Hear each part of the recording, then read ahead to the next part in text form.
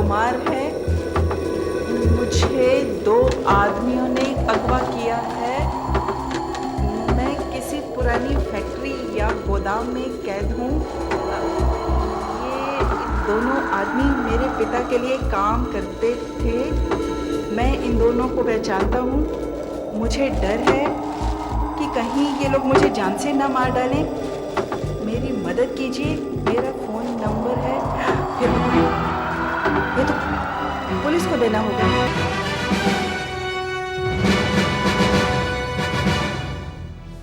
लगता है ये आदमी किसी के चंगुल में फंसा है और मुश्किल में उसे यही एक रास्ता मिला।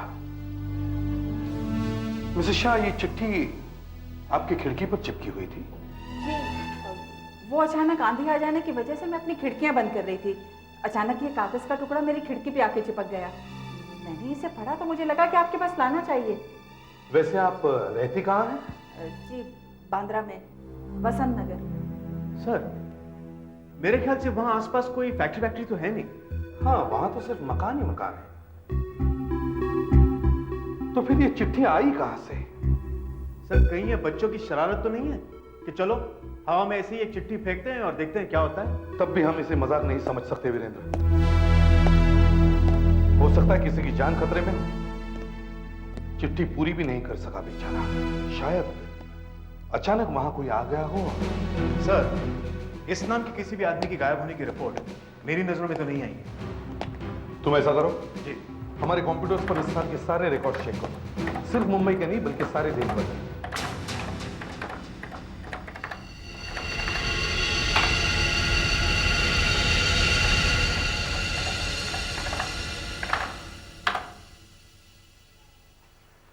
मुंबई में तो कोई पवन कुमार दिखाई नहीं देता है जो गायब हुआ है।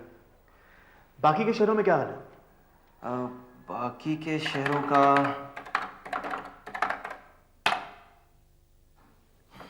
पवन कुमार नाम के किसी भी आदमी के गायब होने की कोई रिपोर्ट नहीं। कुछ पता चला? सर, पिछले 3 महीने की किडनैपिंग्स की लिस्ट चेक कर ली और कुमार नाम का कोई भी आदमी उन गायब होने वालों की लिस्ट में नहीं है। वैसे मैंने सब सेंटर्स को इन्फॉर्म कर दिया है कि पवन कुमार के नाम की कोई भी रिपोर्ट मिले तो हमें फौरन सूचित कर दें। हाँ, पर यह भी तो हो सकता है कि उनके घर वालों ने पुलिस में रिपोर्ट ही ना करवाई हो। उनको शायद किसी ने धमकाया हो, जैसे हर किडनैपिंग केस में होता है। इस पवन कुमार को हमें खुद ढूंढना पड़ेगा। मुश्किल लग रहा है सर। हमें तो यह भी नहीं मालूम है कि वो मुंबई का है भी या नहीं। फिर भी हम मुंबई से ही शुरू करेंगे। टेलीफोन डायरेक्टरी में जितने भी कुमार नाम के आदमी हैं, उनको टेलीफोन पर कांटेक्ट करने की कोशिश करो।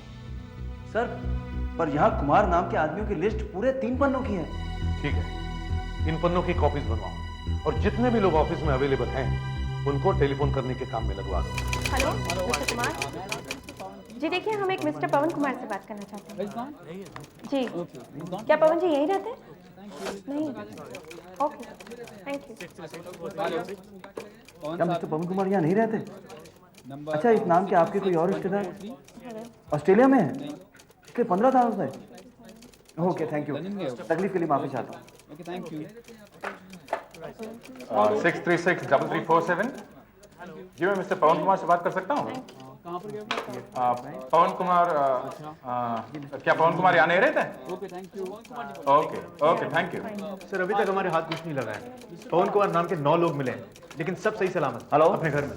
625656। हमारे पास यही है। क्या मैं मिस्टर पवन कुमार जी से? सर, हम कोशिश कर रहे हैं। और क्या क्या कहा? देखो, मैंने तुम्हें पहले भी कहा है कि मैं किसी भी तरह कल तक पैसों का इंतजाम कर दूंगा, लेकिन मेरे बेटे को कुछ मत करना प्लीज।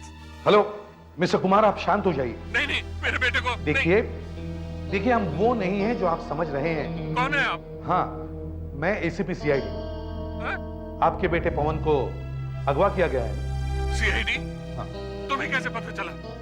देखो, हमारे इस मामले में दखल मत दो, हमें हमारे हाल पे छोड़ दो। हेलो, हमें अपना आदमी मिल गया है। हमें अकेला छोड़ दीजिए। मैं खुद संभाल लूंगा इस मामले को। मैं नहीं चाहता कि पुलिस इस मामले में कोई दखल दे, प्लीज। हाँ एसीपी, हाँ प्लीज यहाँ से चले जाइए, भूल जाइए इस सब के बारे में। हमें पुलिस की मदद नहीं चाहिए।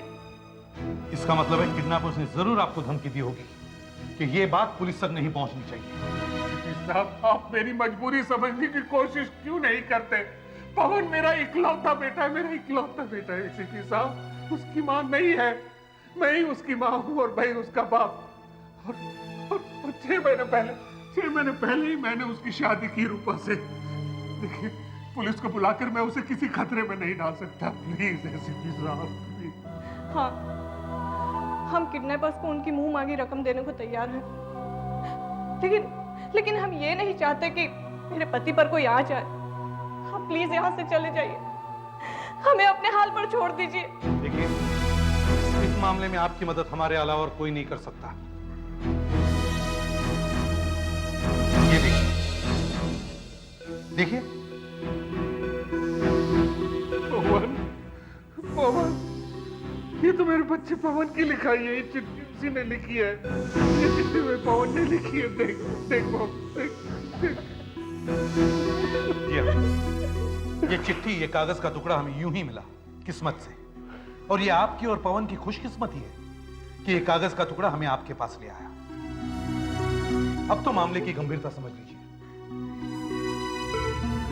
अगर उन दोनों को जरा भी शक हुआ कि पवन उन दोनों को पहचानता है, तो पैसे मिलने के बाद भी वो पवन की जान ले सकते हैं।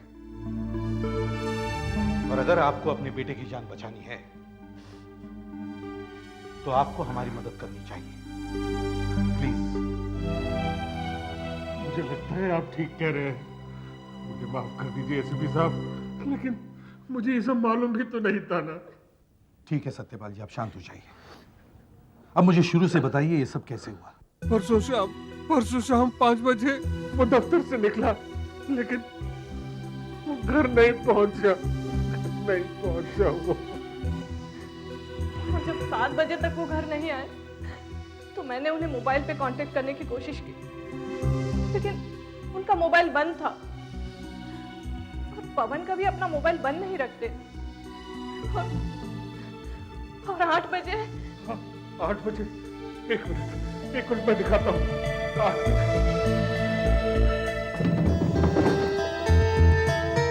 और ये देखिए, कल रात किसी ने खिड़की से ये पत्थर फेंका और साथ में ये खत भी था।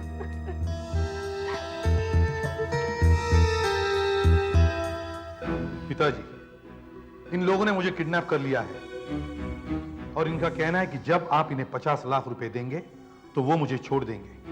पर अगर आपने किसी को बताया या पुलिस को बुलाया तो मेरा क्या होगा पता नहीं। पिताजी, आप और चाहे कुछ भी करना, मगर पुलिस को बिल्कुल मत बताना, प्लीज। क्या आपने किसी को ये फेंकते हुए देखा था? नहीं, लेकिन हम लोगों ने एक मोटरसाइकिल की आवाज सुनी थी।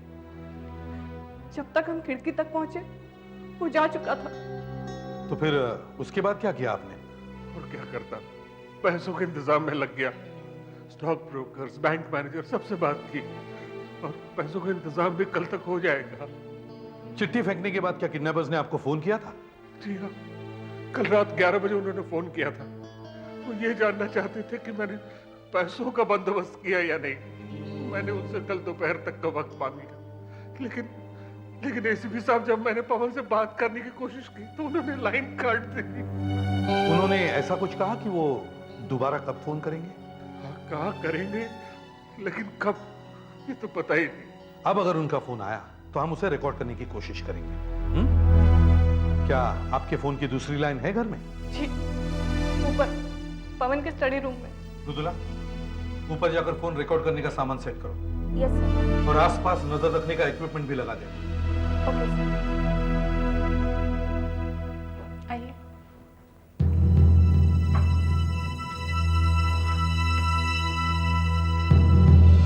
ये है पवन का स्टडी रूम।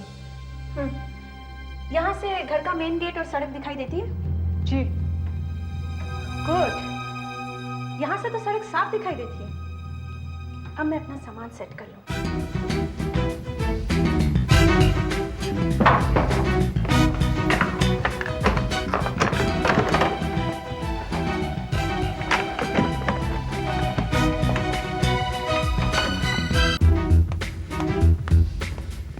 सर, सब कुछ सेट हो गया है। टेलीस्कोप, कैमरा और फोन की बातें रिकॉर्ड करने वाला सामान। और सबसे अच्छी बात यह है सर कि ऊपर के कमरे से मेन गेट साफ दिखाई देता है। गुड।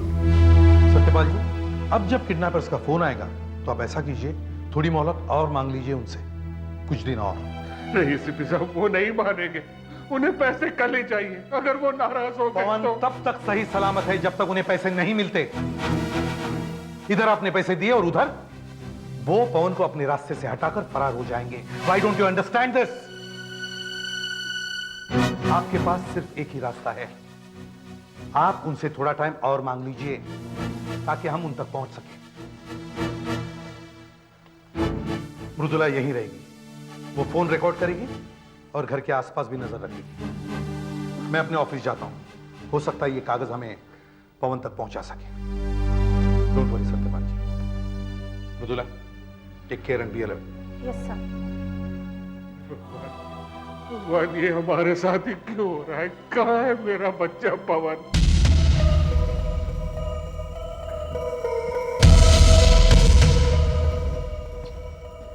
क्या हाल है मेरे 50 लाख के चेक? हाँ?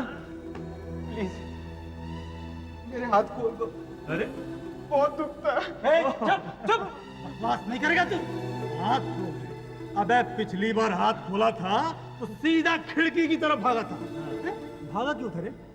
भागने की कोशिश कर रहा था, हमसे बच के भाग जाएगा तू? हाथ खोल दे इसका। अरे ऐसे कैसे खोल दे मुन्ना? हाँ? तू तो बहुत कीमती है हमारे लिए। ओहो बेटा, परेशान नहीं होते। हाँ, कल तुम्हारे पिताजी हम लोगों को 50 लाख रुपए दे देंगे। हाँ? और हम लोग बन जाएंगे लखपति। और तुम्हारा तो बस फिर तुम लोग मुझे छोड़ दोगे? हाँ। मिसेस शाह को ये कागज कितने बजे मिला था? करीब 7 बजे के आसपास। मतलब किडनैपिंग के 24 घंटे बाद, क्योंकि पिछली शाम 5 बजे पवन को अगवा किया गया था। 24 घंटे बहुत होते हैं वीरेंद्र। सर, ये कागज उसने उसी फैक्ट्री या गोदाम में से फेंका होगा जहां उसे कैद करके रखा गया है। कितनी दूर हो सकती है जगह मिसेस शाह के घर से? वसंत नगर से। जी सर। मिसेस शाह यहां रहती है, कागज यहां से मिला था। अब सवाल यह उठता है कि यह कागज आया कहां से, कितनी दूर से आया और किस तरफ से आया। मिसेस शाह कह रही थी कि उस वक्त आंधी चल रही थी, और हमें पता करना है कि आंधी उस समय किस तरफ से आ रही थी, यहां से, यहां से, यहां से या यहां से। हमें मौसम विभाग के किसी आदमी से बात करनी होगी, उन्हें जरूर मालूम होगा उस समय आंधी किस तरफ से आ रही थी। ठीक है सर, मैं मौसम विभाग के ऑफिसर मिस्टर घोष को बुला कर ले आता हूं। देखिए साहब, समुद्र में लो प्रेशर एरिया की वजह से परसों शाम से ही तेज हवा चल रही थी और कल शाम तक रही। साउथ वेस्टर्ली यानी दक्षिण पश्चिम की दिशा से हवा की रफ्तार फोर्स 4 के लगभग थी। मिस्टर घोष, जरा सरल भाषा में बताइए, अगर ये कागज का टुकड़ा हमें कल शाम 4 बजे यहां मिला, और अगर ये कागज का टुकड़ा पिछले 24 घंटों में कभी भी फेंका गया हो, तो ये किस तरफ से आया होगा? देखिए, कल सारे दिन हवा इस तरफ से आ रही थी और काफी तेज भी। हो सकता है वो कागज यहीं कहीं से आया होगा। हवा यहां से चल रही थी। आप कह रहे हैं कि हवा यहां से चल रही थी, यहां में पेपर मिला। अगर यहां में पेपर मिला है तो वो यहीं कहीं से आया होगा। और ये जो एरिया है ये 10 किलोमीटर लंबा और ये 8 किलोमीटर चौड़ा है। इसका मतलब 80 स्क्वायर किलोमीटर। ये तो काफी बड़ा एरिया बताया आपने। सर, ये एरिया तो बिल्कुल पानी है और हवा यहां से आ रही थी। और चूंकि पेपर हमें यहां मिला है, इसका मतलब पेपर यहीं कहीं से आया होगा। Paper has to be from here. सवाल यह भी है कि यह कागज का टुकड़ा कितनी दूरी से आया है। और सर, ये तो बिल्कुल हल्का है, इतना हल्का कि जरा सी भी हवा से काफी दूर निकल सकता है। कल तो आंधी चल रही थी। और आपको तो यह भी नहीं पता कि वो कागज कितने बजे फेंका गया। अगर वो पिछले 24 घंटे में किसी भी समय फेंका गया हो तो ये तो पता चल ही नहीं सकता कि वो किस तरफ से आया और कितनी दूर से आया। सर, जिस एरिया की हम बात कर रहे हैं यहाँ पर एक हाईवे भी है। हो सकता है कि ये पेपर किसी ट्रक या कार में अटक कर कहीं का कहीं होता हुआ वसंत नगर में पहुंच गया। तुम ठीक कह रहे हो विवेक, मगर हमारे पास इसके अलावा कुछ और है भी तो नहीं। एक काम करो, तुम लोग पता करो कि इस एरिया में कितने फैक्ट्रीज और गोदाम ऐसे हैं जो या तो खाली पड़े या बंद पड़े। यस सर, मगर आपको लगता नहीं कि हमें वक्त बहुत लगेगा और वही हमारे पास नहीं है? हाँ, पर कोई और सुराग मिलने तक हम कुछ कर भी तो नहीं सकते। हो सकता है मृदुला को ही कुछ पता चल गया।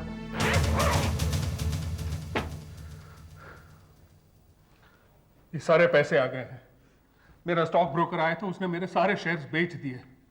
इसमें सारे नोट पुराने हैं। जैसा उन बदमाशों ने कहा था, एक भी गड्डी इसके अंदर नई नहीं है। अच्छा है, मगर एक बात याद रखिए, जब उन किडनैपर्स का फोन आए तो आप उन्हें किसी भी तरह टाल दीजिए।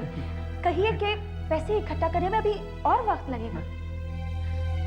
देखिए सत्यपाल जी, आप उन लोगों को पैसे देने में जितनी देर लगाएंगे, पवन उतनी ही देर और सलामत रहेगा।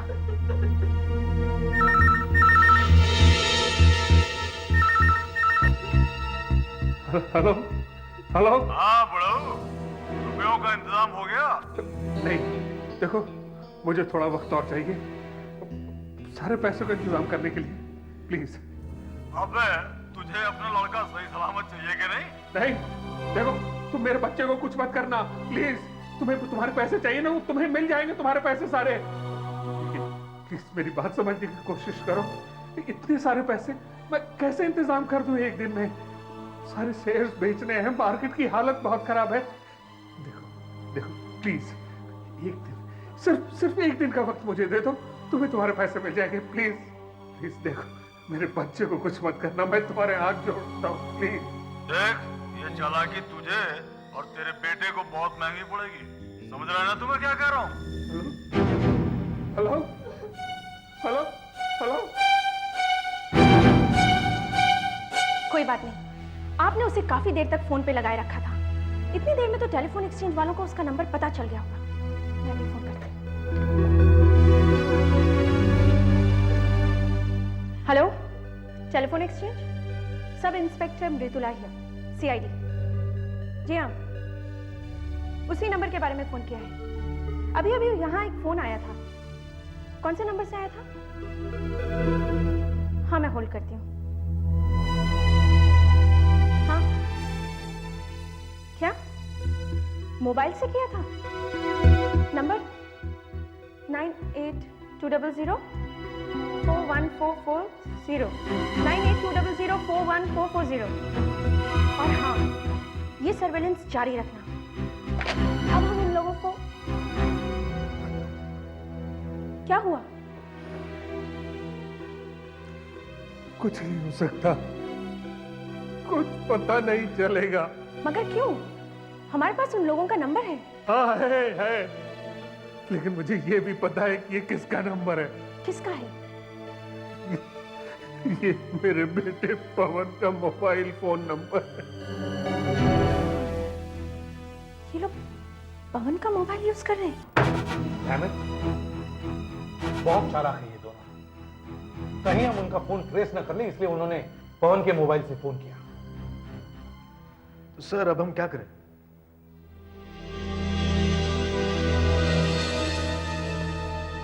फिलहाल हमारे पास सिर्फ ये दो कागज हैं। एक ये कागज जिस पर किडनैपर्स ने 50 लाख रुपए मांगे, और दूसरा ये कागज जिस पर पवन ने मदद मांगी। वीरेंद्र, ये दोनों कागज तुम फोरेंसिक लैब में लेके जाओ। पता करवाओ ये कैसे कागज है, इनकी स्याही की भी जांच करवाओ। पता लगाओ इन कागजों में क्या खास बात है। शायद हमें पता चल जाएगा कि ये कहां से खरीदे गए हैं। कुछ दिख रहा है क्या? हाँ, कोशिश कर रहा हूं। अबे मकरन, घर में तो बस बुढ़ाऊ के अलावा अपने बकरे की बीवी है। और ये नई लड़की कौन है? हाँ, अब ये लड़की कहां से टपक गई? कौन है ये? उस साले को मना किया था मना किया था किसी को बताना नहीं, फिर ये होशियारी को दिखा रहा है रे? हाँ? अबे लगता है इस बड़ों को ना सबक सिखाना ही पड़ेगा।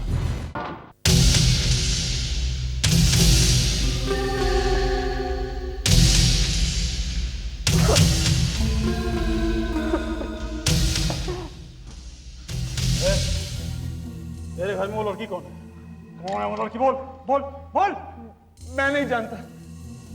किसकी बात कर रहे हो? अच्छा, देख, दाल में कुछ काला है। कुमार ने आज हम लोग को 50 लाख रुपए देने का वादा किया था। फिर वो देर क्यों कर रहा है? क्या पता यार, वो शायद ठीक कह रहा हो, क्योंकि 50 लाख की रकम कोई छोटी रकम तो होती नहीं है। और फिर वो हमसे 1 दिन की मोहलत मांग रहा है। 1 दिन की मोहलत देने में हमारा क्या जाता है? ना, कोई चक्कर है। वो जानबूझ कर झूठ बोल रहा है। तेरा क्या मतलब है? उसने पुलिस की मदद ले ली है? अरे हाँ, वो लड़की कहीं पुलिस वाली तो नहीं है? एक तरीका है जिससे सब कुछ पता चल सकता है कि वहां पे क्या हो रहा है। बोल बोल बोल। ए, तेरे बाप का वो स्टॉक ब्रोकर है ना, उसे तू जानता है ना? अबे जानता तू? हाँ, बोल ब्रोकर को फोन लगा, बस पूछ उससे कि तेरे बाप ने उसको शेयर बेचने के लिए कहा है कि नहीं? बस कितना टाइम लगेगा ये? जल्दी जल्दी जल्दी। हेलो मिस्टर मेहता, मैं पवन कुमार बोल रहा हूँ। मेरे पिताजी कुछ शेयर बेचना चाह रहे थे। क्या उन्होंने आपसे इस बारे में कोई बात की है? वैसे तो मैं भी हैरान रह गया कि 50 लाख रुपए उनके शेयर्स एक साथ क्यों बेचना चाहते हैं। कुछ समझ में नहीं आया। मैंने उनसे कहा कि थोड़ा रुक जाओ, पर वो माने ही नहीं। उनको पैसे नकद चाहिए थे। और वैसे मैं आज सुबह खुद जाकर उनको 50 लाख रुपए दे आया, और वो भी पुराने नोट जैसे उनको चाहिए थे। ठीक है मिस्टर मेहता, मैं थोड़ा जल्दी में हूँ, मैं आपसे बाद में बात करता हूँ। वैसे चिंता की इसका मतलब ये हुआ कि पैसे उस हरामी को मिल चुके हैं और वो हमें बेवकूफ बना रहा है। हमें इससे एक बात और भी साफ हो जाती है कि ये सारा मामला वो पुलिस को बता चुका है और वो हम लोग को जानबूझकर देर करा रहा है। ला फोन ला।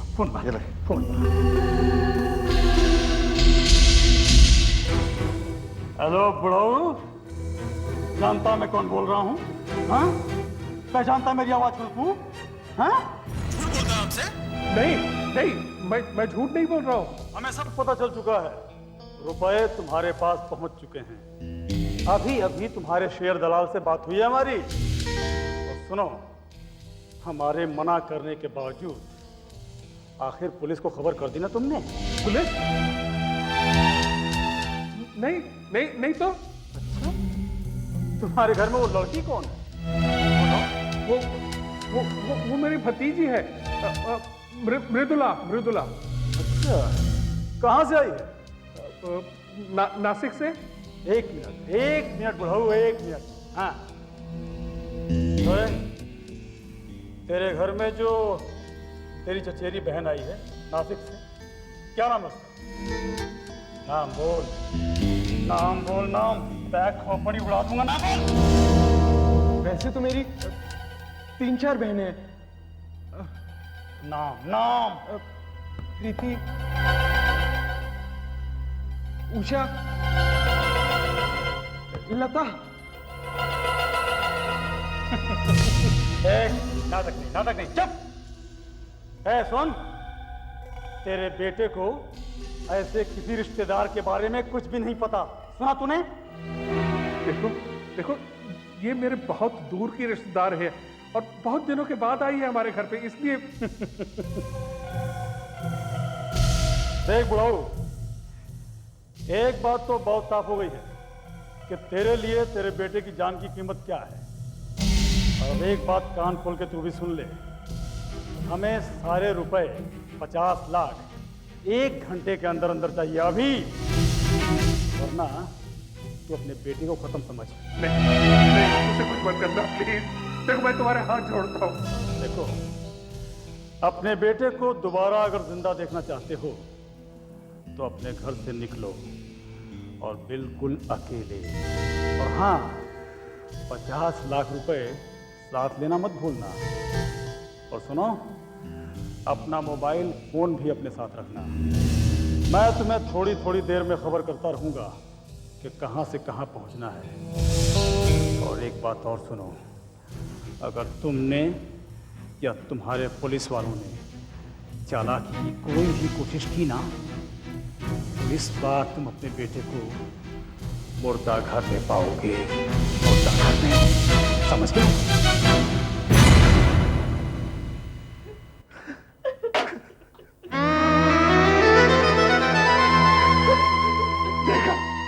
देखा, इसीलिए मैं कह रहा था कि मैं अपने बेटे को खुद छुड़ाना चाहता हूँ। क्यों सुने मैंने एसपी साहब की बात? नहीं, मैं अब जा रहा हूँ उन्हें पैसे देने के लिए और अपने बेटे को लेकर आने के लिए। देखिए सत्यपाल जी, अगर आप उन लोगों को ये पैसे देंगे तो वो पवन को खत्म कर देंगे। और अगर नहीं दिए ना तो भी वो उसे मार डालेंगे। नहीं, बस मैं जा रहा हूँ उन्हें पैसे देने के लिए, और भगवान के लिए मेरा पीछा मत कीजिएगा, वरना मेरे बेटे की मौत की जिम्मेदार आप होंगी।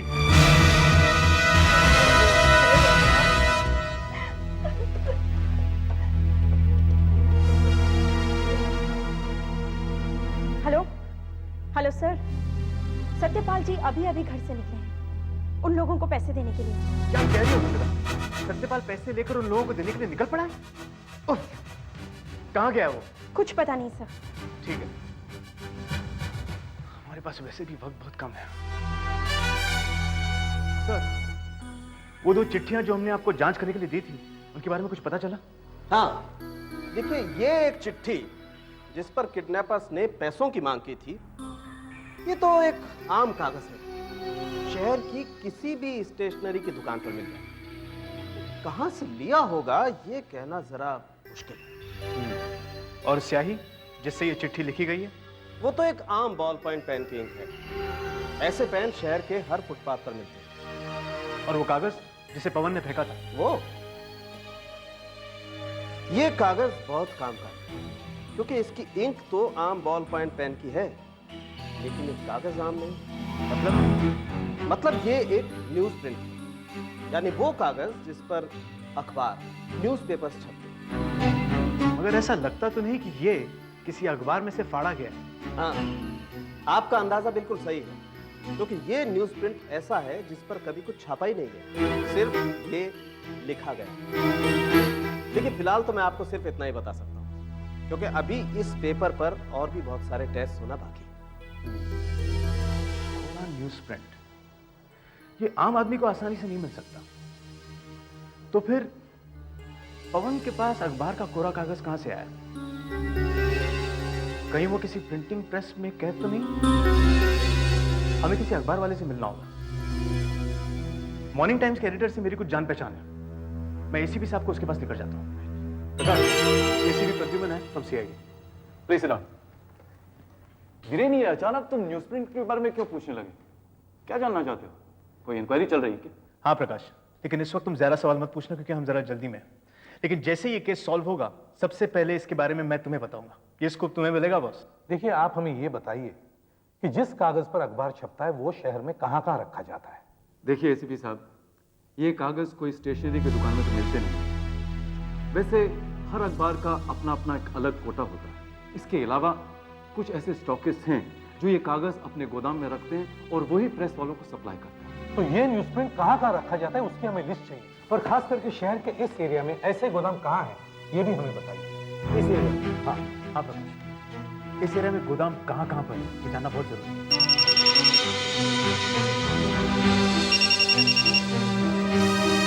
हेलो। हाँ, अच्छा वीरेंद्र सर, फोरेंसिक लैब से फोन है, फौरन बुलाया है। जो कागज आपने मुझे दिया था वो कुछ ज्यादा ही गंदा था, इसीलिए मुझे टेस्ट करने में इतनी देर लग गई। उस पर जूतों के निशान, धूल, मिट्टी, टायर्स के निशान, इतना सब कुछ था कि उसके एक टुकड़े को मुझे अलग से साफ करना पड़ा।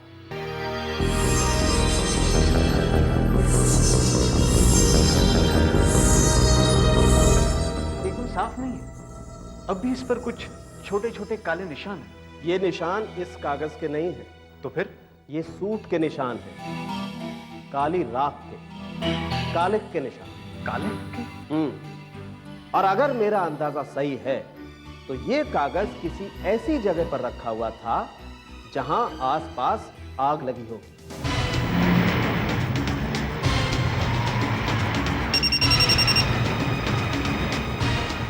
हेलो, हाँ हाँ, मैं सतपाल बोल रहा हूँ।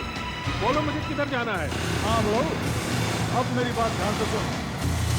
आगे जो सिग्नल नजर आ रहा है ना, वहां से लेफ्ट टर्न ले लो तू, समझा?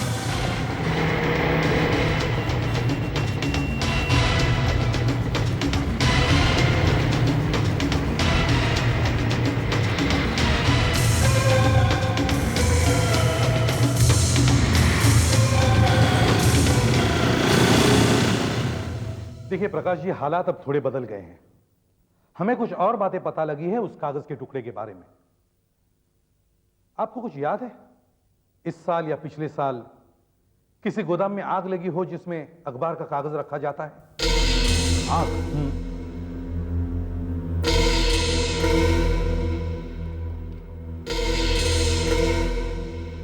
हाँ, लगी थी। एक गोदाम में आग जरूर लगी। काफी भारी नुकसान हुआ था। इसके कारण एक दो मराठी और गुजराती अखबार 2 दिन तक छपे ही नहीं। अच्छा, किसका गोदाम था वो? एक मिनट आगे एक और लेफ्ट कर रहे हैं, दिख रहा है ना? हाँ हाँ, दिख रहा है। हाँ, बस वहीं से मोड़ ले।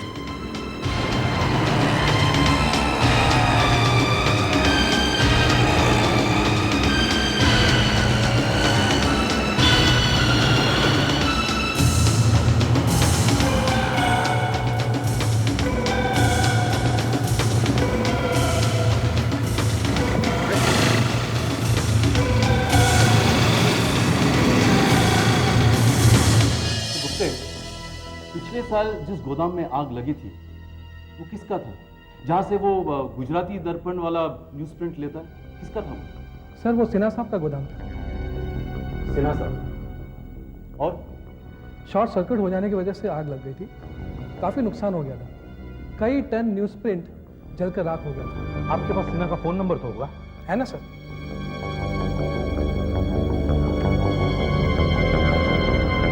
8831-243। 8831-243। हेलो, कौन बोल रहा है? मिस्टर सिन्हा, मैं एसीपी प्रद्युमन बोल रहा हूं, सीआईडी से। जी हाँ, बहुत जरूरी पुलिस इंक्वायरी है।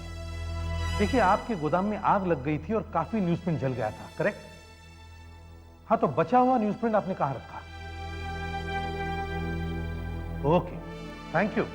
जी नहीं, मैं आपको सब कुछ समझा दूंगा बाद में। ओके। सिन्हा ने अपना बचा हुआ न्यूज प्रिंट खार के एक फैक्ट्री में रखा है जो बंद पड़ी है। चलो जल्दी चलो। बाइक फेंकने के लिए तैयार हो जा। हाँ। और सुन, गाड़ी को बाईं ओर रखना। अच्छा। 3 सेकंड के बाद बाइक को गाड़ी से बाहर फेंक देना और रुकना मत। नहीं। बाइक फेंकने के बाद सीधा निकल जाना। हाँ ठीक है। ठीक है? हाँ। अब मैं उल्टी गिनती गिनना शुरू करता हूँ। हाँ। 3, 2, 1, भाई फेंक दो।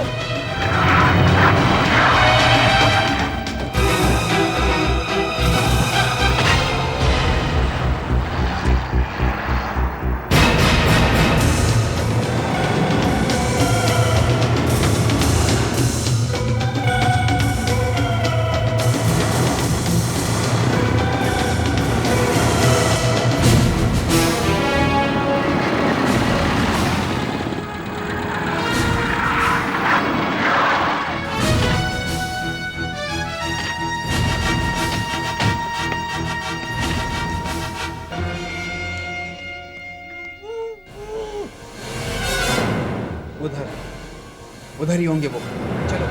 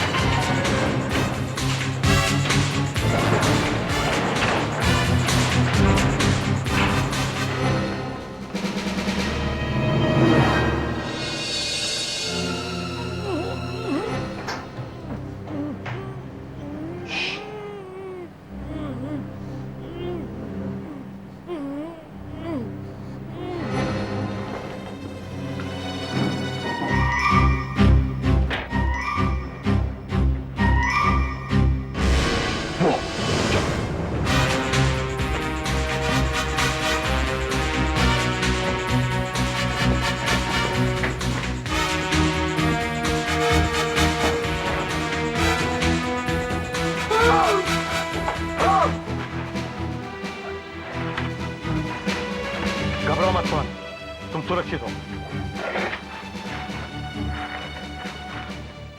आप लोग यहाँ? तुमने ये चिट्ठी जो फेंकी थी, पर तुमने ये किया कैसे? उन लोगों ने खाना खाने के लिए मेरे हाथ खोले थे। बस मैंने मौका पाते ही मैंने यहां से कागज फाड़ लिया और जल्दी से लिखना शुरू किया। अभी आधा ही लिखा था कि उन लोगों को शक हो गया, इसलिए मुझे कागज फेंकना पड़ा। चलो अधूरी ही सही, पर इस कागज के टुकड़े पर लिखी तुम्हारी चिट्ठी 2 आदमियों को आजीवन कारावास जरूर दिलवा देगी।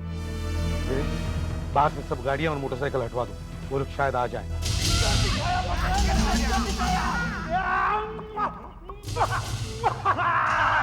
अबे जनाब मुझे भी दे भैया, ले ले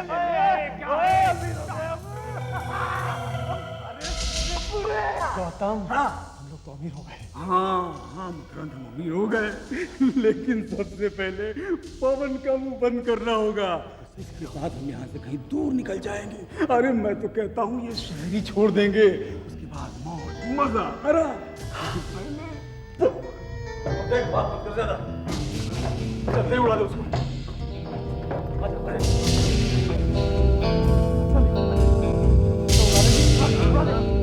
तुम्हारा खेल खत्म हो गया पवन।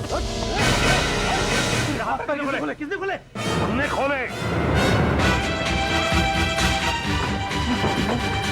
पिस्तौल फेंक दो। ये सब कैसे हो गया? हमने तो इतनी सावधानी बरती थी।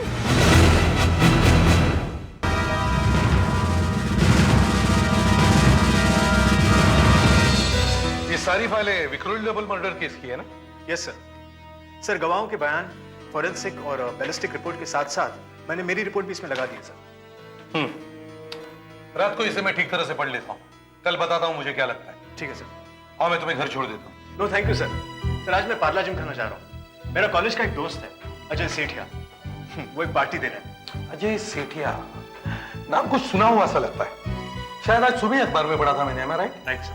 सर 6 महीने बाद कोरिया में होने वाले इंटरनेशनल गेम्स में भारत की जो एथलेटिक टीम जा रही है, उस टीम का इसे कैप्टन बनाया गया सर। अच्छा, मगर उससे तुम्हारी दोस्ती कैसे?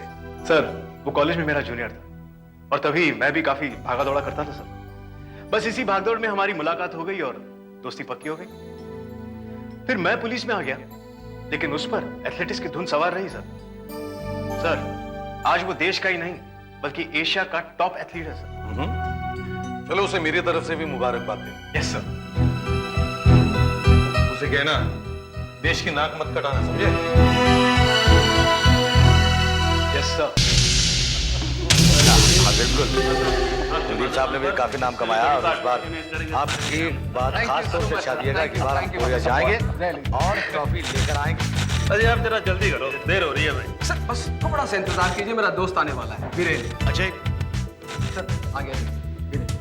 हाय वीरेन, तू आ गया बदमाश। अरे कोई वक्त आने का, तू क्या समझता है? तू सीआईडी ऑफिसर क्या बन गया? तू कभी भी आ सकता है। क्या करूं यार, पुलिस वाला हूं। तेरी तरह सुपरस्टार एथलीट थोड़ी ना हो जो जब चाहे काम छोड़कर चलाऊं। Ajay thank you. अरे तो शुरुआत है वीरेन, मेरा और मेरी टीम का इतना भरोसा, इतना विश्वास है कि ट्रॉफी हम ही लेकर आएंगे और अपने देश का नाम चमकाएंगे। मुझे तुम पर पूरा भरोसा है। चल अपने टीम मेंबर से मिलता हूं। ये सर, ये है मिस्टर श्रेष्ठ, हमारी टीम के मैनेजर। हेलो। और ये है मिस्टर नायर, हमारे नए coach. Hello. India best coach. Sir और ये मेरा दोस्त है वीरेन, एक सीआईडी ऑफिसर। सर आप विश्वास नहीं करेंगे, कुछ साल पहले ये आदमी बहुत तेज भागता था। अच्छा? हाँ। जहाँ तक मुझे याद है मैं दौड़ने में से हराया भी करता था। हाँ। शुक्र करो अजय कि मैं पुलिस में भर्ती हो गया, वरना तुम भी हमारी टीम में आ जाओ, चलो हमारे साथ। अजय क्या बात है, और कितनी देर तक तरसाओगे मेहमानों को? चलो चैंपियन है, फिर बोलो। आइए। तू तो कॉलेज में शराब के खिलाफ था। अरे यार आज खुशी का मौका है, आज तू भी पिएगा। हाँ ओके। ये लेना, इसकी सील पहले से खुली हुई है। खुली हुई है?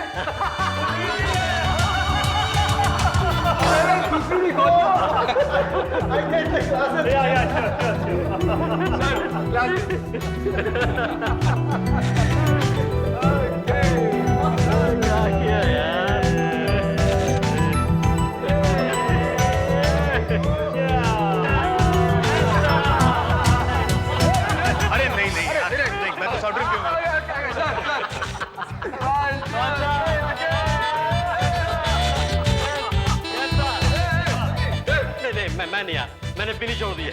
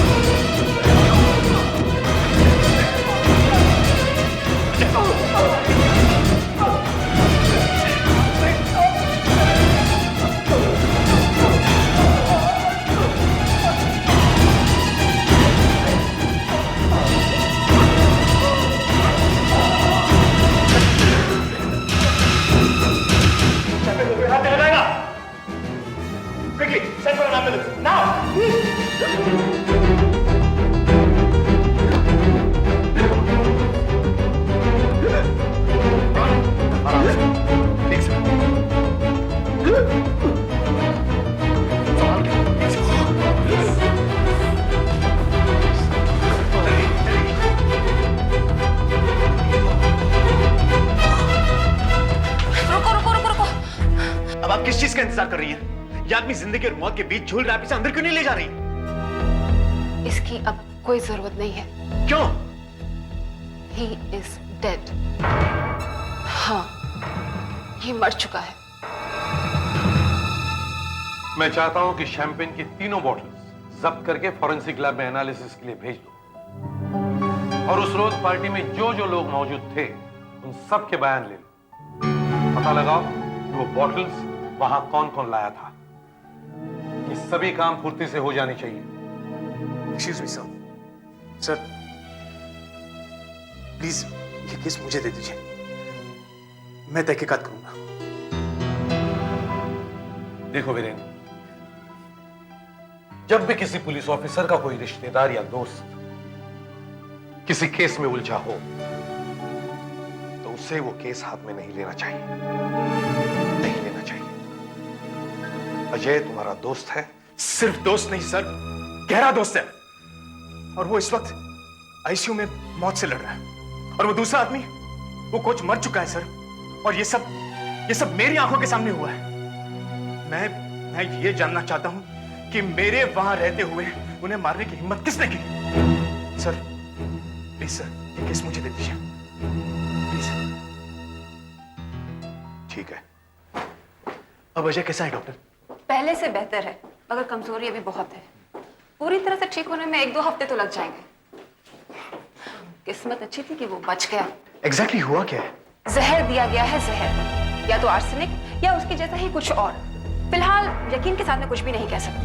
कोच की जब ऑटोप्सी होगी तब पता चल जाएगा कि ये जहर कौन सा है। कोच शायद पूरा ग्लास एक साथ पी गए थे, मगर अजय के पेट में उतना जहर नहीं निकला। उसने शायद 1-2 सिप ही लिए होंगे, वरना आज यहाँ एक के बजाय 2 लाशें पड़ी होती मुर्दा घर में।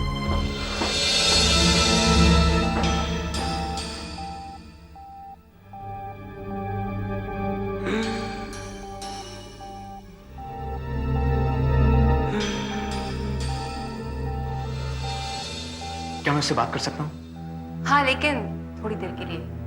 उसकी हालत अभी भी बहुत नाजुक है।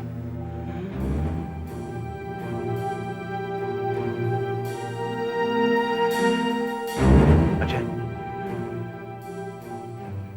अजय, देख कौन आया। मैं वीरेन।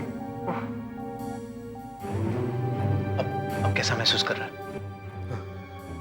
बेटा,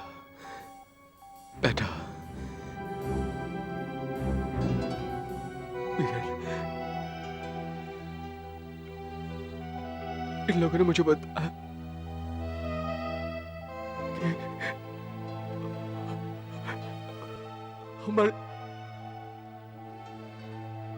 कौन साहब की मौत हो गई है। क्या ये सच है वीरेन? देख अजय, अजय, मैं पता लगाने की कोशिश कर रहा हूं कि ये किसने किया है। मैं उसे चैन से जीने नहीं दूंगा, मगर इसके लिए मुझे तुम्हारी मदद की जरूरत है। देखो अजय, पार्टी तुम्हारी तरक्की की खुशी में दी गई थी और किसी ने तुम्हारा कत्ल करने की कोशिश की। बदकिस्मती से गलत आदमी मारा गया। अब हत्यारे का पता लगाने के लिए मुझे सब कुछ डिटेल में जानना है। तुम मुझे यह बताओ कि तुम्हारी तरक्की से कुछ लोग जल गए होंगे। किन किन को प्रॉब्लम हो सकती है तुम्हारी तरक्की से? और दूसरी बात, पार्टी वाली रात को एग्जैक्टली क्या हुआ? मैं सब समझ रहा हूं, मैं सब समझ रहा हूं वीरेन। मैंने सोचा था वो दिन मेरी जिंदगी का सबसे खुशी का दिन होगा, लेकिन सबसे मनहूस साबित हुआ। इसकी शुरुआत कुछ रोज पहले हुई थी। उस सुबह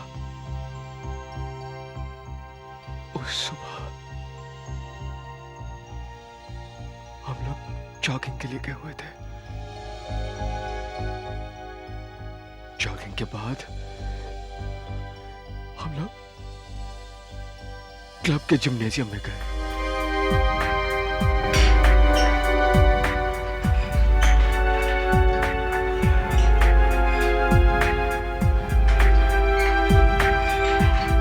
तुम लोगों को इस तरह मेहनत करते देखकर मुझे बेहद खुशी हो रही है और गेम शुरू होने तक अगले 6 महीने इसी तरह मेहनत और मशक्कत के होंगे।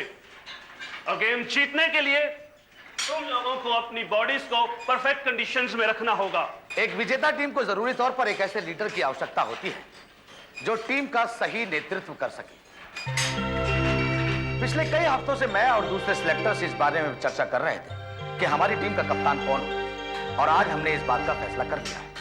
पिछले कई सालों से मिस्टर कुलदीप हमारी टीम के कप्तान रहे हैं और उन्होंने काम भी बहुत अच्छा दिया है, मगर इस बार हमने इस बात का फैसला किया है कि यह काम किसी जोशीले नौजवान को मिलना चाहिए। और इसीलिए पिछले कई महीनों से आपकी परफॉर्मेंसेस को देखते हुए हमारी निगाह में 2 लोग हैं, मनीष और अजय। मनीष पिछले कई महीनों से बहुत शानदार दौड़ रहे हैं, मगर मिस्टर अजय उनसे काफी सीनियर हैं और हम लोगों को अपने कैप्टन के रूप में पसंद है मिस्टर अजय।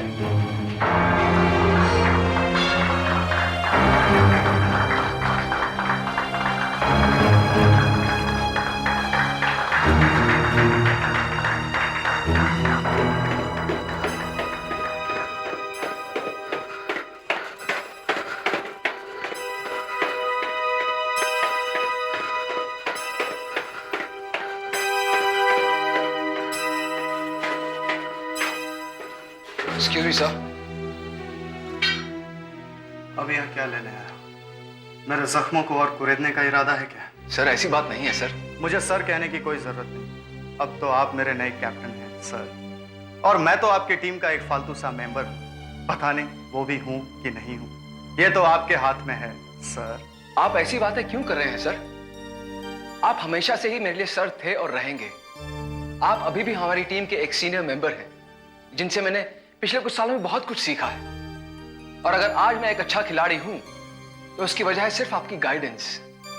और सर, अगर आज एक कैप्टन के तौर पे मैं कामयाब होना चाहता हूं, उसके लिए मुझे आपकी सलाह की जरूरत है। लेकिन अगर आप ही मेरे खिलाफ हो जाएंगे सर, तो मैं आज ही इस कैप्टनशिप से इस्तीफा दे दूंगा। मेरे इस बर्ताव के लिए मैं माफी चाहता हूँ अजय। इस तरह से अचानक मेरे हाथ से कैप्टनशिप का छिन जाना, मैं इस बात को सहन नहीं कर सका अजय। वैसे तो मैं हमेशा से तुम्हारे साथ हूं। Thank you sir, thank you very much sir. वो मेरे कैप्टन बनने की खुशी में परसों एक पार्टी हो रही है सर। उस पार्टी में तभी रंग आएगा अगर आप वहां पे होंगे। मैं चाहूंगा कि आप जरूर वहां पे आए सर। ओके अजय, मैं तुम्हारी पार्टी में आऊंगा, जरूर आऊंगा। प्रवीण, तुम्हारा हाई जंप तो कमाल था यार। हाँ, इट वाज एक्सीलेंट। अरे सर आप आए, मुझे बहुत खुशी हुई sir. Thank you for coming. Congratulation Ajay, मैं तुम्हारे लिए शैंपेन लाया, स्पेंसर्स। मुझे लगा तुम्हें ये पसंद आएगी। Yes sir, thank you very much. मैं भी वही लेके आया, स्पेंसर शैंपेन। मुझे पता था तुम्हें ये पसंद है। अब तुम्हारे पास 2 बॉटल्स हो गई। 2 नहीं 3। हाँ 3। अरे देव भी मेरे लिए यही शैंपेन लेके आया। हाँ, लेट्स गो। आज हम इसकी भूल जाओ, आज हम सिर्फ शैंपेन पिएंगे। देव प्लीज इन्हें रख लो। And you know what? और उसके बाद क्या हुआ वो तो तुझे पता ही है वीरेन। शैंपेन की बोतल खुली और अजय अजय अजय अजय रिलैक्स। अजय देखिए अजय देखिए, अब आप जाइए यहाँ से प्लीज। मैंने आपसे पहले ही कहा था इसे उकसाने की जरूरत नहीं है। अजय इसको अजय अपने आप को काबू में रख। किसी ने तुम्हारी हत्या करने की कोशिश की, लेकिन गलती से कोई और मर गया। लेकिन मैं कातिल को ढूंढ निकालूंगा अजय, तू सुन रहा है? Please. मैं कातिल को ढूंढ निकालूंगा। Please go now. Ajay relax Ajay. Hello, हाँ दया बोल। कहाँ से? फॉरेंसिक डिपार्टमेंट से। हाँ बोल। शैंपेन बोतल्स की जांच हो गई? अच्छा, क्या पता चला? ठीक है, मैं अभी पहुंचता हूँ। तो बाकी के 2 बॉटल्स के मिलावट के बारे में तो कह ही नहीं सकते, लेकिन ये तीसरी बॉटल जिससे अजय और कोच ने शैंपेन पी थी, लगता है इसमें मिलावट की गई थी। क्या मिलाया गया? इस बॉटल की शैंपेन की केमिकल जांच से बात पता लगती है कि इसमें आर्सेनिक मिलाया गया। आर्सेनिक? जी हाँ, आर्सेनिक। बॉटल और ग्लासेस से भी यही पता चलता है। बॉटल में बची शैंपेन की कंसंट्रेशन से यह बात पता लगती है कि इसमें करीब 5 से 8 ग्राम तक आर्सेनिक मिलाया गया। 5 से 8 ग्राम? ये तो बहुत ज्यादा डोज है ना? हाँ, इनफैक्ट तुम्हारा दोस्त बहुत लकी था कि उसने सिर्फ 1-2 घूंट पिए। अगर वो जरा से भी ज्यादा पी लेता तो उसका भी वही हश होता जो उस कोच का। तीसरी बोतल कौन लाया होगा? इसके ऊपर कोई फिंगरप्रिंट्स मिले? नो सर, बॉटल्स को बर्फ में रख दी गई थी, जिससे आसपास पानी की परत जम जाने की वजह से प्रिंट्स या तो धुंधले पड़ गए या धुल गए।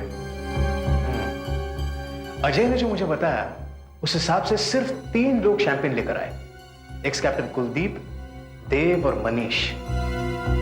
अब तीनों में से कोई एक जहर वाली बोतल लाया है। इसका मतलब तीनों में से कोई एक आप हम में से किसी एक पर कोच के मर्डर और अजय पे खून करने की कोशिश का इल्जाम लगा रहे हैं। तुम तीनों ही शैंपेन लेकर आए थे और उनमें से किसी एक बोतल में जहर मिला हुआ था। तुम तीनों में से किसी एक ने बोतल का सील तोड़कर इंजेक्शन के जरिए शायद आर्सेनिक मिला दिया था। सील तोड़कर इंजेक्शन से? ये क्या बकवास है? Shut up! शैंपेन की बोतल तो तुम भी लाए थे ना, और ज्यादातर वक्त तुम बार के पास में ही थे कि नहीं? हो सकता है ये तुमने किया हो। आप बिना बात के मुझे फंसाने की कोशिश कर रहे थे। मुझे अच्छी तरह याद है, जब अजय शैंपेन खोलने लगा था तब उसने दूसरी बोतल उठाई थी, लेकिन तुमने उसे रोका और उसे जहर वाली बोतल दी, ये कह के कि उसकी सील पहले से टूटी हुई है। हाँ ऐसा हुआ था, लेकिन सील मैंने नहीं तोड़ी थी सर। सर मेरा इस मामले से कोई लेना देना नहीं, और ना ही मेरा। देखिए, मैं जो बॉटल लाया था वो तो सील थी। मेरी बॉटल पर भी सील लगी हुई थी। मुझे तो यह भी नहीं पता कि आर्सेनिक मिलता कहाँ है। मिस्टर कुलदीप, आर्सेनिक कहां मिलता है ये तो मैं भी नहीं जानता, और ना ही मैं ये जानता हूं कि खूनी कौन है। लेकिन एक बात मैं अच्छी तरह से जानता हूं, हम लोग हमेशा आखिर में हमारे आदमी तक पहुंच जाते हैं। Always get our man. 3 bottle, 2 में शैंपेन, 1 में मौत। अजीब बात है सर, अलग अलग 3 आदमी एक पार्टी में आते हैं और तीनों ही एक जैसी शैंपेन की बोतल लाते हैं। तीनों बोतलें एक जैसी। अब कैसे पता चलेगा कि कौन सी बोतल कौन लेकर आया था?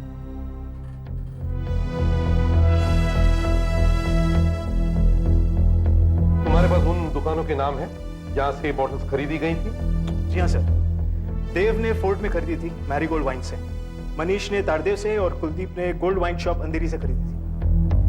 ये देखो, बैच नंबर 959, ये खुली हुई बॉटल का बैच नंबर है।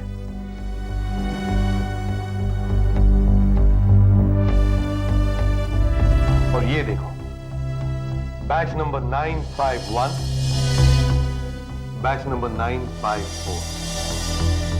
तुम उन तीनों दुकानों पर जाके पता लगाओ कि बैच नंबर 959 जिस बैच की ये बॉटल है किस दुकान पर रखा हुआ था। एक बार हमें ये पता चल जाए तो फिर हम ये पता लगाएंगे कि किसने ये बॉटल खरीदी थी, वही हमारा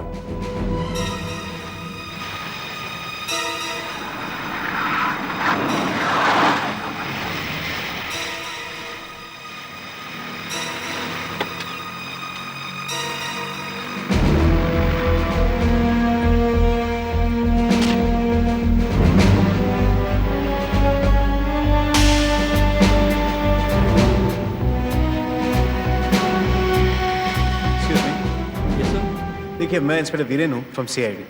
सीआईडी? ठीक है, डरिए मत। मैं आपसे कुछ सवाल पूछना चाहता हूँ। इस शहर में जो कंपनी स्पेंसर शैंपेन सप्लाई करती है, हमारी उनसे बात हो चुकी है और क्या मैं अंदर आ सकता हूँ? Please come in sir. Thank you. तो इस कंपनी ने हमें बताया कि ये शैंपेन आपको भी सप्लाई करते हैं? जी हाँ, हम लोग स्पेंसर शैंपेन रखते हैं। देखिए, ये एक मर्डर का केस है। मर्डर? डरने की कोई बात नहीं है। हम सिर्फ ये पता लगाने की कोशिश कर रहे हैं कि ये बोतल किस दुकान से आई है। जरा गौर से देखिए, इसका बैच नंबर है 959 और कंपनी ने भी हमें बताया कि इस बैच का कुछ माल आपकी दुकान पर सप्लाई हुआ था। जी हाँ, 15-20 दिन पहले ये बैच हमारे यहाँ आया था। करीब 40 बोतलें आई थी, अभी भी कुछ बची हुई हैं। देखिए, माफ कीजिए, मैं जानता हूँ कि आपके यहाँ दिन भर कितने सारे कस्टमर्स आते होंगे, लेकिन फिर भी प्लीज मेरी थोड़ी सी मदद कर दीजिए। हम ये भी पता लगाने की कोशिश कर रहे हैं कि पिछले हफ्ते किस किस ने शैंपेन आपकी दुकान से खरीदी थी। ऐसे तो बताना मुश्किल है। देखिए, मैं आपको मेरे पास कुछ फोटोज है, मैं आपको दिखाता हूँ। ये देखिए, और मुझे बताइए कि इनमें से किसी ने पिछले हफ्ते आपके यहाँ से शैंपेन ली थी?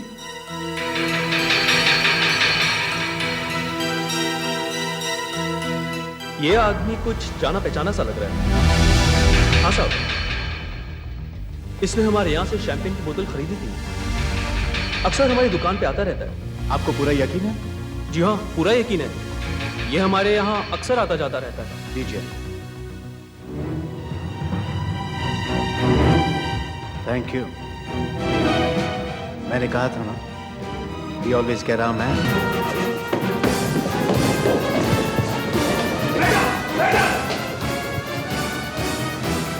Yes, sir. Contact her. Yes, sir. Fast!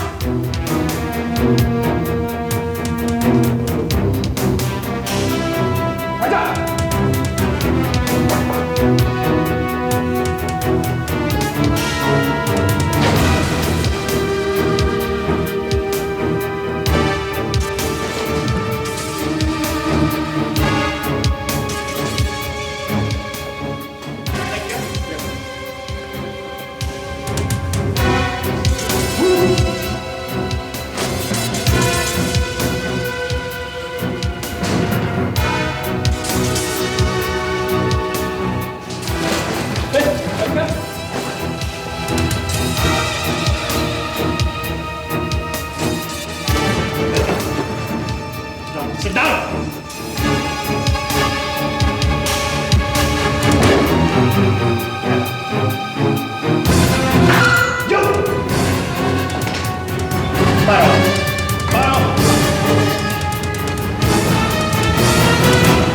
ये मुमकिन नहीं है, मुमकिन नहीं है। देखो, वो थोड़ा घबराया हुआ है, शायद इसलिए कि हमने इतने जल्दी उसे पकड़ लिया। वो एक बात बार बार दोहरा रहा है कि शैंपेन में जहर उसने नहीं मिला है। देव और मैं, हम बहुत अच्छे दोस्त हैं। उसे बचाने की कोशिश मत करो अजय, उस आदमी ने तुम्हारे कोच की हत्या की है। वो एक हत्यारा है और तुम्हारी भी हत्या करना चाहता था। मुझे बताओ क्यों? देव कभी बहुत अच्छा एथलीट हुआ करता था। वो मुझसे भी तेज भागता था, लेकिन वक्त के साथ सब कुछ बदल गया। आज से ठीक 6 महीने पहले एक एक्सीडेंट में उसकी पत्नी चल बसी। उसके बाद देव बिल्कुल बदल सा गया। उसने सिगरेट, शराब सब कुछ पीना शुरू किया। पर उसमें एक ही अच्छी आदत थी, गार्डनिंग की। उसकी बुरी आदतें छूट जाए, मैंने उसे बहुत समझाने की कोशिश की, मगर उसने मेरी एक बात नहीं मानी। उसकी परफॉर्मेंस दिन ब दिन गिरती जा रही थी। जब मैं कैप्टन बना तो उसने सोचा कि मैं उसे टीम से निकलवा दूंगा। इसीलिए मैं जब उसे पार्टी के लिए बुलाने गया तो वो मेरे साथ बहुत बुरी तरह से पेश आया। बाद में वो मेरे घर पर आया और उसने अपने बर्ताव के लिए मुझसे माफी भी मांगी और ये भी कहा कि वो मेरी पार्टी में आएगा। और वो आया भी। उसने मेरी बहुत मदद की। बाहर तो उसी ने संभाली ना वीरेन? संभाली, मैं जानता हूं उसकी वजह। लेकिन वीरेन, हमारे बीच एक छोटी सी तकरार हुई थी। कोई इतनी छोटी सी बात के लिए किसी की हत्या कर देता है क्या? हो सकता है। अच्छा, तुमने बताया कि वो गार्डन में काम कर रहा था। मैं तो यूं ही कहूंगा कि गार्डनिंग उसकी जिंदगी थी।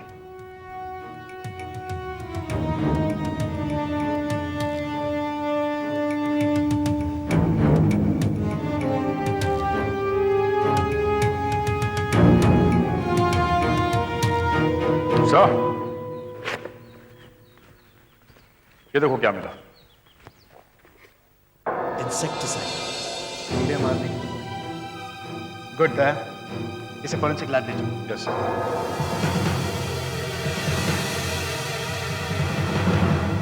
कुछ पता चला डॉक्टर वर्मा? देखिए, कीड़े मारने वाली दवा में कई किस्म के केमिकल्स होते हैं, ज्यादातर जहरीले। आर्सेनिक भी उनमें से एक है। और शैंपेन में मिलाया गया जहर भी आर्सेनिक ही था, राइट? अब सवाल ये उठता है कि क्या शैंपेन में भी वही आर्सेनिक मिलाया गया था जो कि कीड़े मारने वाली दवा में था? मैं फिलहाल यही टेस्ट कर रहा हूं। देखिए, इस टेस्ट ट्यूब में कीड़े मारने वाली दवा है और इस दूसरी टेस्ट ट्यूब में शैंपेन। मैं इस कीड़े मारने वाली दवा में मिले खास किस्म के केमिकल की जांच कर रहा हूं जो आमतौर पर इस पे नहीं होता। और ये केमिकल है डाइएथाइल नाइट्रोफिनाइल थायोसल्फेट और टेट्राइथाइल पायरोफॉस्फेट। और अगर वही केमिकल इस शैंपेन में भी मिल गया तो इसका मतलब यही है ना कि शैंपेन में जो जहर मिलाया है वो इसी पैकेट का था। अब मैं इस कीड़े मारने वाली दवा में एक खास केमिकल मिक्स कर रहा हूं और वही केमिकल मैं इस शैंपेन वाली टेस्ट ट्यूब में मिक्स करूंगा। अगर इन दोनों का कलर मिल गया तो समझिए कि सैंपल मैच कर रहे हैं। जहर यहीं से आया।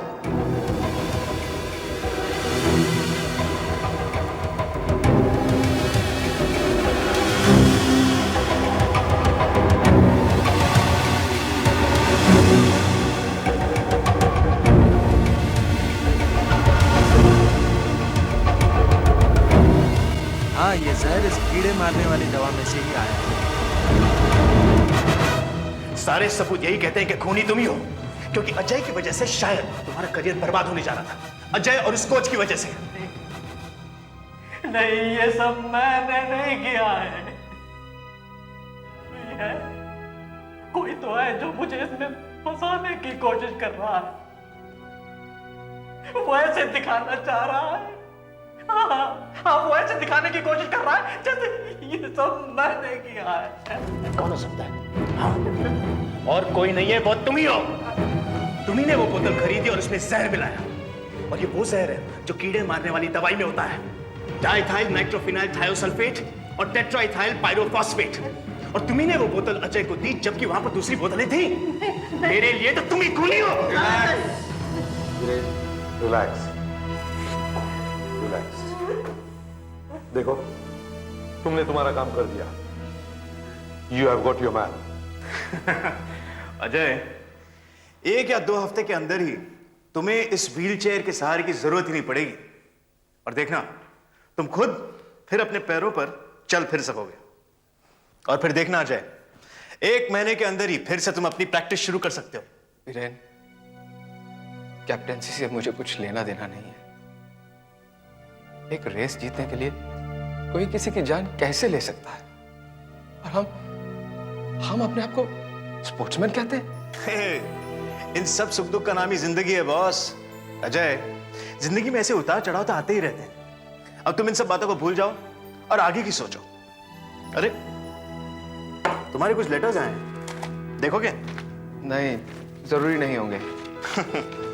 कुछ बिल्स हैं, ये एथलेटिक एसोसिएशन से कुछ लेटर है, अरे फैन मेल भी है, और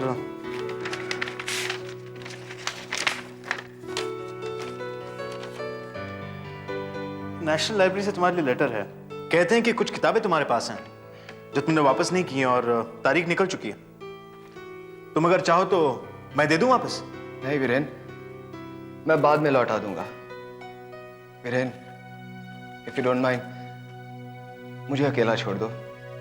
मुझे बहुत थकावट महसूस हो रही है और कल सुबह जल्दी कोच के चौथे पे भी जाना है। ये एक महान इंसान के साथ साथ एक बहुत अच्छे दोस्त भी थे। इनका एक सपना था कि हमारी एथलेटिक टीम दुनिया की सबसे अच्छी टीम बने, दुनिया के नक्शे में हमारे देश का नाम चमके। मगर आज यह हस्ती हम लोगों के बीच नहीं। मगर उनके सपने को साकार करने के लिए, उनके सपने को सच्चा बनाने के लिए हम अपनी एड़ी चोटी का जोर लगा देंगे। दोस्तों, अगर मुझे पता चल जाए कि किस शख्स ने इन्हें जहर दिया है तो यही जहर उसके गले में उंडेल दूं, अपने हाथों से उसका गला दबा दूं, अपने हाथों से फांसी का फंदा बनाकर उसके गले में डालकर छत से लटका दूं। आखिर कौन हो सकता है वो शख्स जो इनका दुश्मन है? इन्होंने जिस मेहनत, जिस लगन से अपनी टीम को साथ दिया, उन्हें इस लायक बनाया कि वो विश्व स्तर पर खेल सके। ये बात एक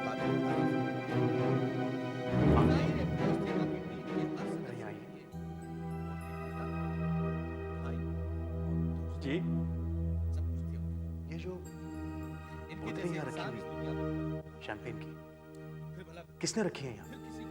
कौन पीता है ये शराब? वैसे तो साहब कभी कभार ही पीते थे, लेकिन जब भी पीते थे यही वाली पीते थे। उन्हें हमेशा ये वाली शैंपेन ही पसंद थी। और कौन जानता है ये बात? जो साहब को जानते हैं सभी को मालूम है। शुक्रिया। विश्वास करने के लिए दिल ही नहीं हो रहा कि वो हमारे बीच नहीं, मगर हकीकत से मुंह तो नहीं मोड़ा जा सकता। क्या हुआ बेटे?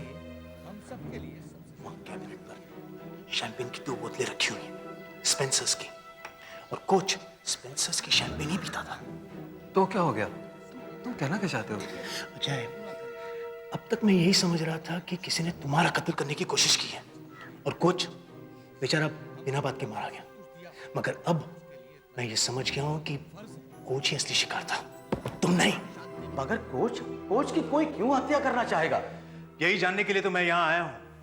अच्छा मुझे बताइए, क्या कोच को किसी से कोई प्रॉब्लम थी, किसी खिलाड़ी से जिसे वो टीम से बाहर निकालना चाहते हो, या फिर किसी से कोई बहस हुई हो? किसी को क्या प्रॉब्लम हो सकती है सर? वो तो दिल के बहुत अच्छे इंसान थे। अच्छा, उनकी जान पहचान कितने लोगों के साथ थी? मेरा मतलब है जो लोग उनके घर गए हो या फिर जिन्होंने उनके साथ बैठकर पी हो।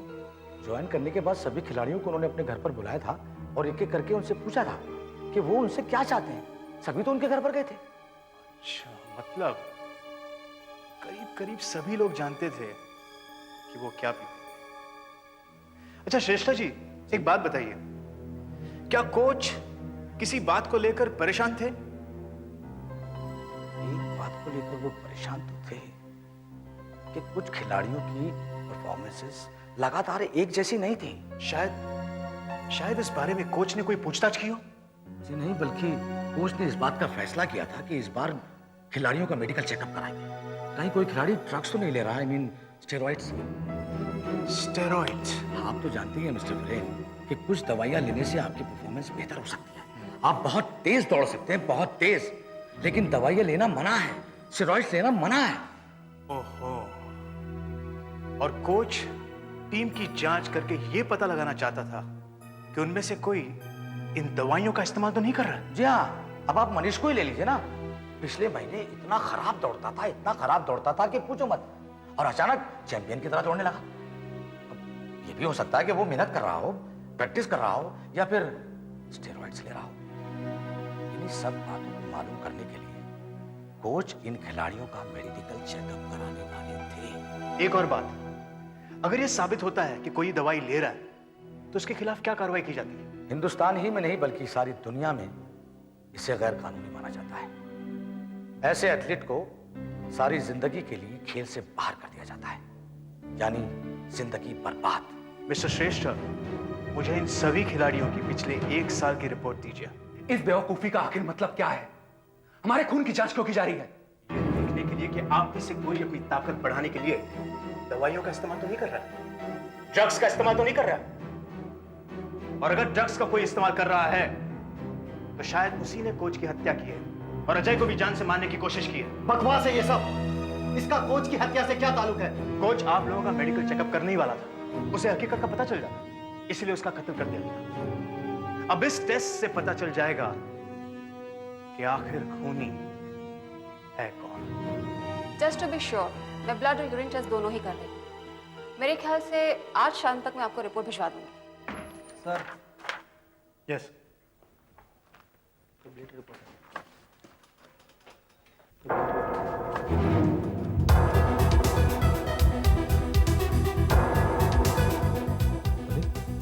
इन सब खिलाड़ियों की खून की जांच तो नेगेटिव है।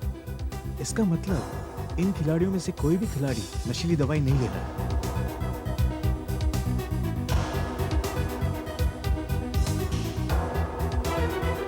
ये अजीब बात है। इसका मतलब जो मैं सोच रहा था वो सच नहीं है। दया, जरा वो वाली फाइल देना जो टीम के मैनेजर ने भी दी है, एथलेटिक्स के रिपोर्ट के बारे में।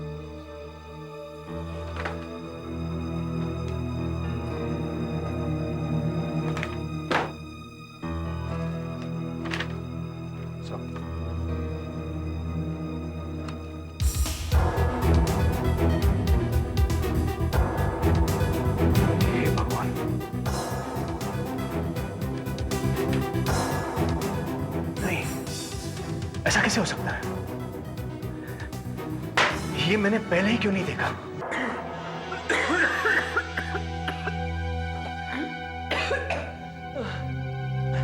वीरेन,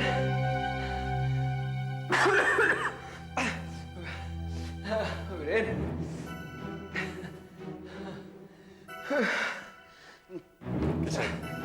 अरे अभी भी बहुत कमजोरी है। क्या बात है वीरेन? तो कुछ परेशान सा लग रहा है। अजय, कोच का खून देव ने नहीं किया है। क्या? मैंने तुझे ठीक ही कहा था ना? हाँ, और मैंने भी ठीक ही कहा था। खूनी तुम्हें जान से नहीं मारना चाहता था, उसे बल्कि कोच को खत्म करना था। भला कोई कोच की हत्या क्यों करेगा? क्योंकि कोच सभी खिलाड़ियों का मेडिकल चेकअप कराना चाहता था। उसे यह पता लगाना था कि कोई ड्रग्स तो इस्तेमाल नहीं कर रहा, कोई दवाइयां तो नहीं ले रहा है, और इसीलिए इसका खून कर दिया गया। और आज मैंने उन सभी खिलाड़ियों की मेडिकल जांच करवाई है। तो क्या पता चला? उनमें से कोई स्टेरॉइड्स लेता है? ये रही उनकी रिपोर्ट, खुद ही देख लो।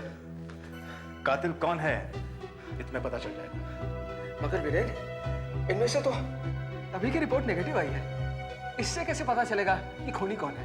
ये तो मेडिकल रिपोर्ट है वीरेन। हाँ, ये एक मेडिकल रिपोर्ट है और इस लिस्ट में खूनी का नाम नहीं है। क्यों? क्योंकि खूनी का टेस्ट हुआ ही नहीं, क्योंकि वो बहुत कमजोर है। उस पर आर्सेनिक के जहर का असर है और उसका इलाज चल रहा है। कुछ समझ में आया? मतलब तुम कहना चाहते हो कि हाँ, तुम खून तुम्ही ने किया है। वीरेन, ये क्या मजाक है यार? ये मजाक नहीं, हकीकत है। जो आदमी टीम से बाहर निकाला जाने वाला था, वो अचानक टीम का कैप्टन बन गया। तुम पिछले 2 महीने में अचानक तेज भागने लग गए। कैसे? क्योंकि तुम स्टेरॉइड लेने लग गए थे। यार, मेरी जान लेने की कोशिश की गई, मुझे जहर दिया गया और तुम हो के मुझे पर इल्जाम लगा रहे हो? नहीं, तुम्हें किसी ने जहर नहीं दिया था। वो जहर तुमने खुद लिया था, मगर बहुत थोड़ा, जिससे तुम मरे नहीं, सिर्फ थोड़े से बीमार पड़ गए। मुझे उसी दिन समझ जाना चाहिए था, जिस दिन मैंने वो लाइब्रेरी का लेटर देखा। जिस आदमी को कभी जिंदगी में पढ़ने का शौक ही नहीं था, उस आदमी के घर में इतनी सारी लाइब्रेरी की किताबें। तुम किताबें पढ़ रहे थे, लेकिन टॉक्सिकोलॉजी पर, जहर विज्ञान, क्योंकि तुम ये पता लगाना चाहते थे कि एक इंसान कितना आर्सेनिक ले सकता है जिससे वो सिर्फ बीमार पड़ जाए लेकिन मरे नहीं। और ये है तुम्हारी किताबों की लिस्ट। वीरेन, तुम्हें कोई गलतफहमी हुई है? गलतफहमियां तो सब दूर हो गई अजय।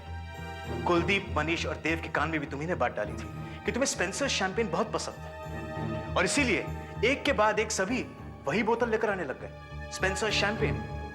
और देव जिस बोतल को लेकर आया था, उसमें तुमने चुपके से इंजेक्शन के जरिए जहर मिला दिया। कौन सा जहर?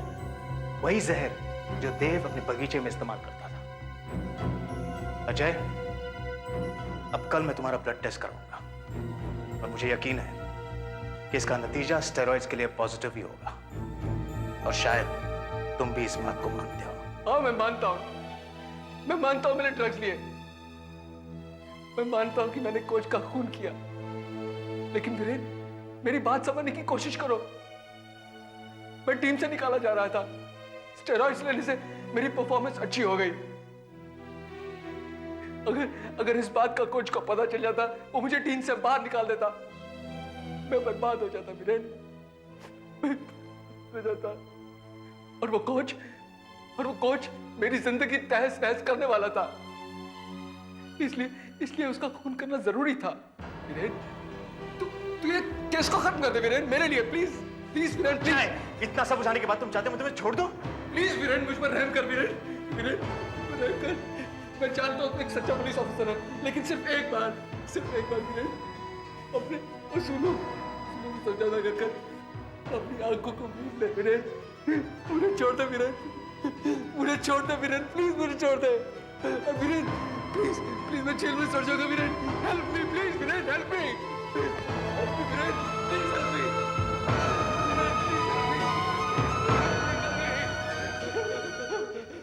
मैं बिक गया हूं।